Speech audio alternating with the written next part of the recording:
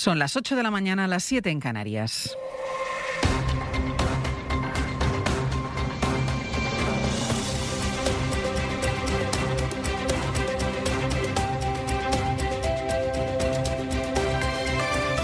En la cadena SER,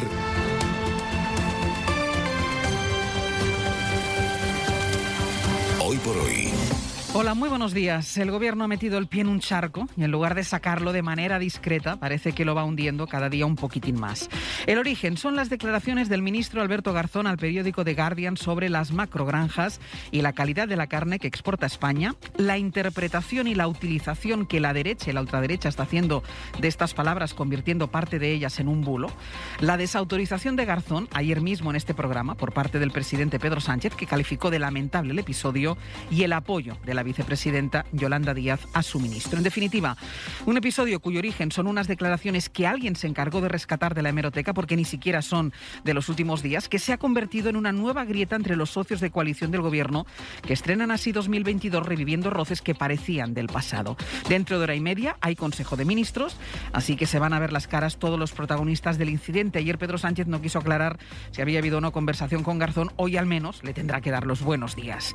Y lo curioso de este caso es que en lo mollar de la cuestión, las dos partes del Gobierno tienen que estar de acuerdo. El efecto de las macrogranjas en el medio ambiente, en el cambio climático, es indiscutible. La Agenda 2030 recoge este asunto y se alinea con los objetivos de la Unión Europea para cambiar el modelo de la producción ganadera en España. Es más, es muy probable que el PP ni siquiera pronuncie la palabra macrogranja en su campaña en Castilla y León. No parece que vaya a meterse en este jardín. Lo más que va a hacer va a ser fotografiarse con vacas y con ovejas en defensa del campo, así en general, como ha hecho ya estos últimos días, y acusar al Gobierno de dejar el campo desatendido, así también en general. Si se dan cuenta, ningún dirigente ni ningún candidato popular se fotografió este fin de semana en una macrogranja. ¿Dónde está entonces el problema? Bueno, quizá el ministro Garzón no debió cuestionar la calidad de la carne que exportamos. Quizá sus palabras sobre el tema de la ganadería deberían formar parte de la estrategia del Gobierno, coordinada con el resto de ministerios afectados y poniendo en valor además las herramientas que tiene el Gobierno para hacer los cambios necesarios.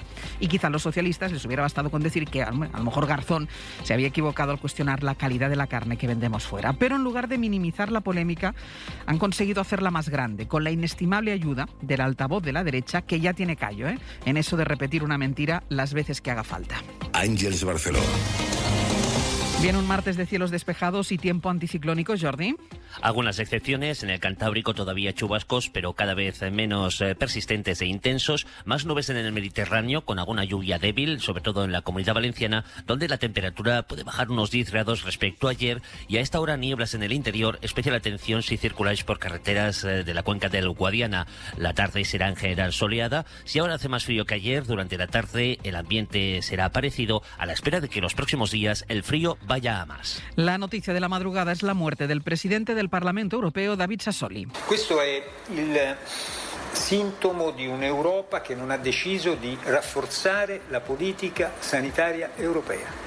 Italiano de 65 años, periodista que dejó los medios para incorporarse al socialdemócrata PD, había ingresado en un hospital hace un par de semanas por un fallo de su sistema inmunitario. La Eurocámara, precisamente, iba a escoger a un sucesor porque Sassoli no se presentaba a la reelección. Corresponsal comunitaria Griselda Pastor, buenos días. Hola, muy buenos días. Consternación en las instituciones y en su grupo político, el de los socialistas, que desde primera hora de esta mañana recibe las condolencias de presidentes y diputados de todos los partidos, reconociendo en el italiano David Sassoli al presidente capaz de gestionar el Parlamento Europeo ante esta gravísima crisis que ha representado el COVID. Escuchamos al popular González Pons.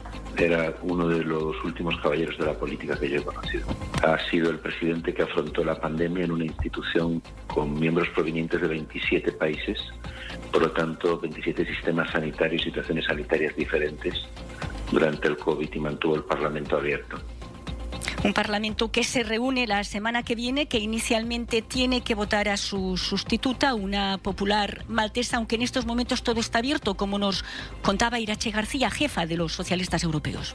Todavía es pronto para saber ahora. Imagino que a lo largo del día veremos cómo organizamos toda la actividad, pero como bien dices, la próxima semana teníamos que hacer todos los cambios del Parlamento Europeo. Bueno, pues luto, lágrimas en las instituciones y banderas a media asta esta mañana a medida que se van despertando. Gracias, Griselda. En España el negacionismo político también existe, porque tenemos a una derecha que se opone a cualquier conquista, avance social que proponga el gobierno de España, aunque venga refrendado por los agentes sociales, por los sindicatos y por los empresarios. Del gobierno de Pedro Sánchez y estos socios que ya de manera abierta reconocen que odian España, que van a ir contra todos los intereses de España. El de que no me voy a dejar arrastrar al barro por muchas descalificaciones, no ya políticas, sino personales, que yo escuché todos los miércoles en la sesión de control en el Congreso de los Diputados. En darle abono a los nacionalistas, en seguir aumentando los indultos, en seguir... Pedro Sánchez por la mañana, Isabel Díaz Ayuso por la tarde fijaron ayer aquí en la SER el marco político de los 2 años que le quedan en principio a la legislatura, al menos en cuanto a la relación que va a tener el gobierno con la oposición. Aunque lo más relevante estaban los mensajes que ambos lanzaron hacia adentro, para los suyos. Ayuso con la tregua que está ensayando con Casado y Sánchez con el mensaje que dejó a su ministro de Consumo, Alberto Garzón. Sastre, buenos días. Buenos días, Barceló. Más allá de las declaraciones que, insisto, yo lamento.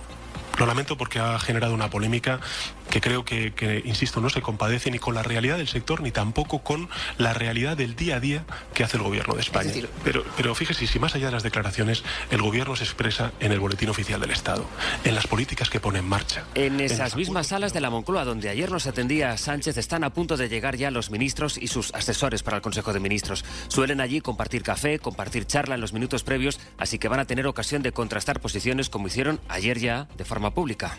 Defendemos y apostamos el gobierno de España por una ganadería extensiva y sostenible. Y esto nos obliga a todo el gobierno en su conjunto. También pediría que cuidemos la coalición y seamos cuidadosos con nuestras palabras. A poco más de un mes para las elecciones en Castilla y León, justo cuando la coalición tenía el acuerdo con sindicatos y patronal por la reforma laboral, se enreda ahora en una polémica interna que parece más intensa que las anteriores por el enfado de Podemos, que acusa a Pedro Sánchez de entrar en el juego de la derecha. Ana Fernández Vila, buenos días. Buenos días. Sí, se ha abierto una nueva disputa en la coalición, pero ahora son los morados los que acusan al PSOE de deslealtad y no al revés, como ha ocurrido en anteriores pugnas. En Unidas Podemos creen que los socialistas han optado por posicionarse en este debate junto a la derecha y la extrema derecha y dar pábulo, aseguran, a un bulo que solo persigue atacar al ministro Garzón y a su espacio político.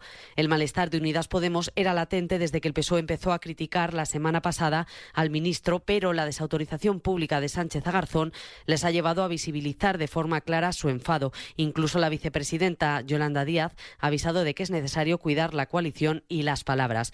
En el PSOE, por su parte, defienden que su postura es la misma de siempre, que pasa por regular este tipo de actividades, pero se reafirman en que las palabras del ministro en un medio extranjero siembran dudas sobre un sector que cumple, según defienden, con todos los estándares de calidad. El debate llegó anoche al Ágora de Hora 25.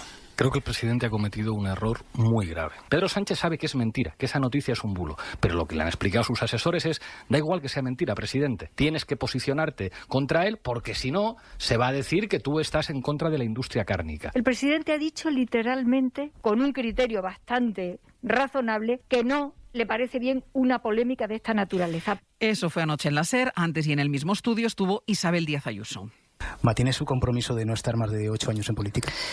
Desde luego al frente de la Comunidad de Madrid, sí. Y lo hago por 2 motivos. En primer lugar, porque cuando uno ya está más tiempo del debido en un mismo sitio, ya no es el mismo. Y esto hay que vivirlo con absoluta tensión. 8 años al frente de la Comunidad de Madrid, sí, dijo la presidenta, entre críticas a Sánchez y en pleno ejercicio de rebajar tensión con Génova y con la dirección nacional de su partido. Es un ejercicio que incorpora sus propias imágenes. Mariela Rubio, buenos días. ¿Qué tal? Muy buenos días. Que ya vimos a primera hora de ayer en el acto en el que Ayuso coincidió con García Egea. Es evidente que han firmado una tregua que no quiere decir que sea la paz definitiva. No, porque el Congreso del PP de Madrid sigue en el aire, pero el nuevo ciclo electoral ha forzado al partido a escenificar que las tensiones internas se dejan al menos en suspenso. Y no se trata solo de las elecciones en Castilla y León, sino también de las andaluzas. En Génova Ángels están convencidos de que Moreno Bonilla celebrará elecciones antes de las vacaciones de verano. Así el PP ha querido arrancar el año con un mensaje a su electorado. El PP está centrado en ganar y en nada más. Sobre todo con un Vox fuerte, un Vox al que García Egea situaba ayer el primero en la lista de adversarios del partido. partido, la falsa derecha, decía. A nuestros adversarios políticos, Vox, de Podemos, del Partido Socialista, les interesa que en el Partido Popular no haya la armonía necesaria para hacer frente a esos ataques que vienen tanto de la izquierda como de la falsa derecha. Pero ya están viendo hoy, y yo les digo a los españoles que este año lo que pueden esperar del Partido Popular es unión, cohesión y efectividad en la labor de gobierno. La foto de unidad ha sentado como un bálsamo entre los varones del PP que llevaban meses reclamando el fin de la guerra interna. Luego en el abierto damos más detalles. Hasta luego, Mariana. Hasta luego. Por la SER, como ven, han pasado el inicio del año político y en la SER les vamos a contar ahora novedades sobre una de las leyes que más impacto puede tener en lo económico, la que plantea regular los precios del alquiler.